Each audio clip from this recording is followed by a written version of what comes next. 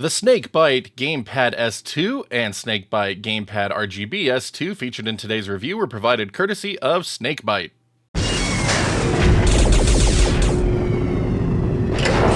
We live in a great time for third-party controller variety and availability. Performance for many also exceeds what first-party console makers have on offer.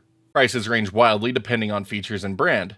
The latest controllers to come across my desk are the Snakebyte Gamepad S2 and Gamepad RGB S2 for the Nintendo Switch 2.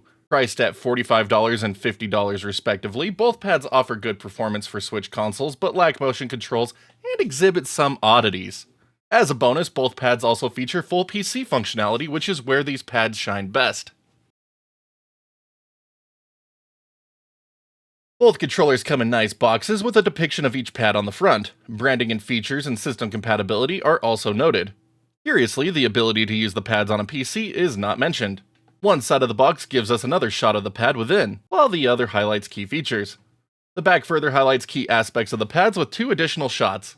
Opening the box, you will find your controllers, USB charging cables, a wireless receiver to use with Switch systems or PC, and a user's manual.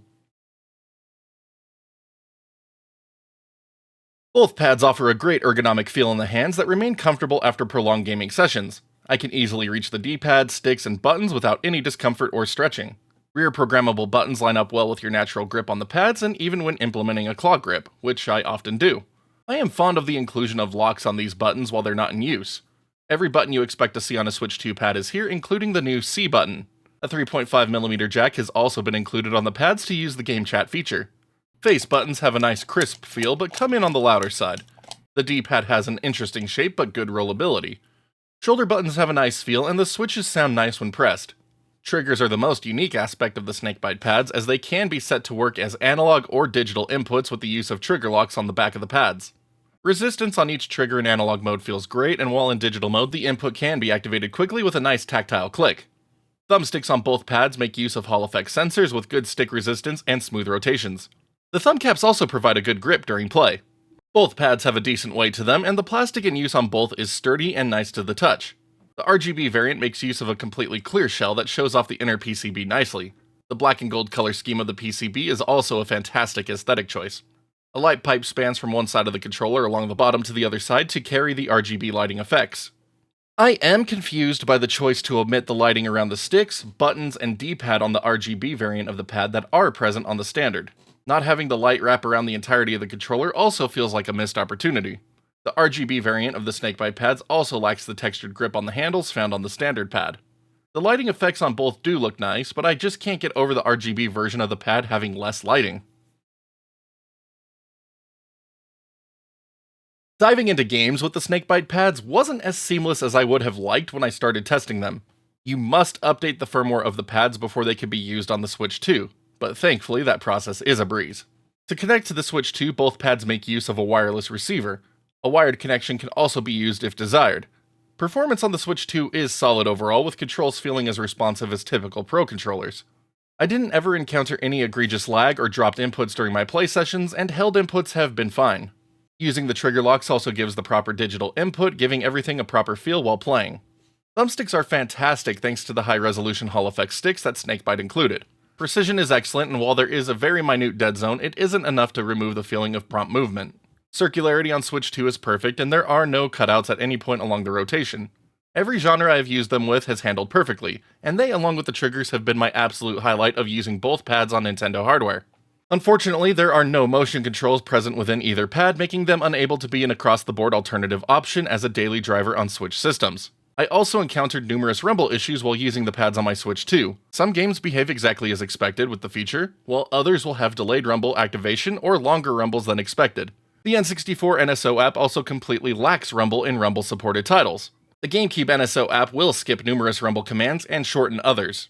As a fan of rumble, this is quite an oddity and disappointing, but it is something that can be fixed with an update. While Switch 2 use has overall been solid, with my only major issue being rumble oddities, I was pleased when I saw that the Snakebyte pads get picked up as a standard X-Input 360 controller when wired to a PC. You can use the same wireless receivers for Switch 2 on PC as well, but that experience was less than ideal. While using the wireless receivers, the pads are picked up as a standard Switch Pro controller and exhibit noticeable input latency. Testing latency shows an average of 20 milliseconds and an inconsistent polling rate that peaks at 125 Hz. Switching to a wired connection makes the experience better, but not quite as good as I would have hoped with a modern pad. While wired, the average latency drops to around 12 milliseconds and polling stabilizes closer to its 125 Hz goal. Once wired, gameplay is perfectly serviceable, with everything falling into acceptable margins for responsiveness. Once again, buttons and shoulder buttons have behaved without incident, and the D-pad has been a capable input option for retro games and fighters. I will get an occasional misread when I'm doing quick motions, but nothing deal-breaking. It is the triggers that have once again been the most interesting aspect of the pads. Having both analog and digital options is awesome for various titles. The ranges line up perfectly with the physical housing while in analog mode, ensuring they behave perfectly for any game that truly makes use of them.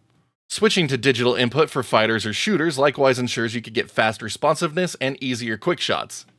Thumbsticks are again fantastic performers on PC since circularity is a near perfect circle.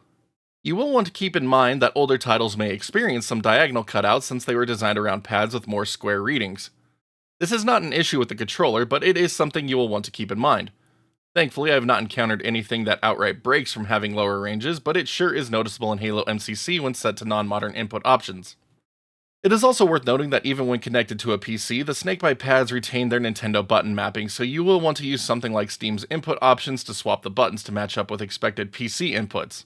The 3.5mm jack also doesn't work on a PC, but at least there are no rumble issues present. One thing I have failed to mention so far is that these pads also have a nice turbo and auto-fire functionality that can be implemented with the T button found on the back of each pad. The feature works well and is easy to enable or disable as needed. The rear programmable buttons also work as expected across Switch and PC. Battery life for each pad has also been nice, with each giving me over 15 hours of play before needing to be charged. The USB-C port on top of each pad allows for charging, and since they can be used in a wired configuration across PC and Switch, you never have to stop playing. My time with both Snakebyte pads has been a relatively pleasant experience, even if not particularly groundbreaking. Both pads work well on Switch 2 systems, but the lack of motion controls is disappointing when you have titles that may mandate them. The rumble oddities are also unfortunate, but these can at least be fixed with a future update.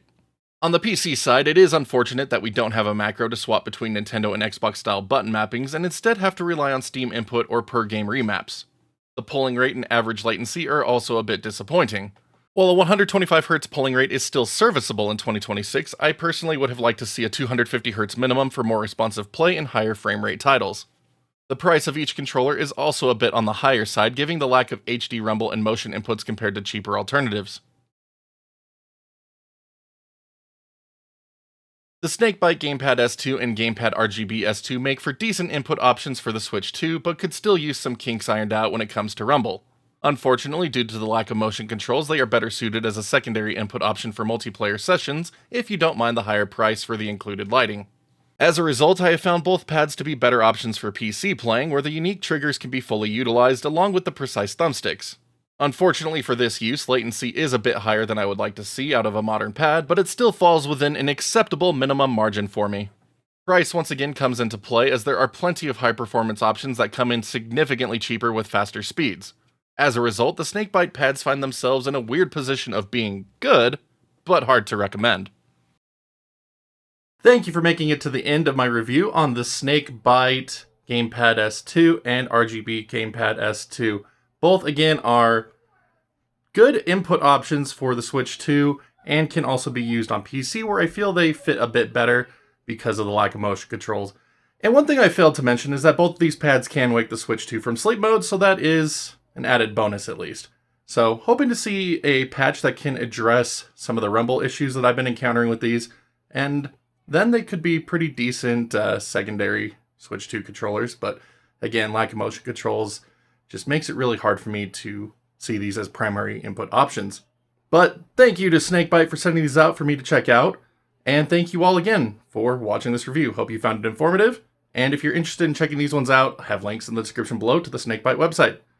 But we're just going to go ahead and call it here. Thank you again for watching, if you would be so kind, and drop me some thumbs up, thumbs down, depending on what you like this video, as well as hitting that sub button and notification bell so you can see when new videos go live on the channel. New things always coming your way, and love to have you along for the ride. And if you would like to help keep this channel going, please be sure to check out that join button here on YouTube or the Patreon link in the bottom right hand corner of the screen when it appears. Thank you so much for your consideration, and big thank you to all of our current backers as always. But until next time, my wonderful internet peeps, you all stay awesome, keep on gaming. We'll see you back next video.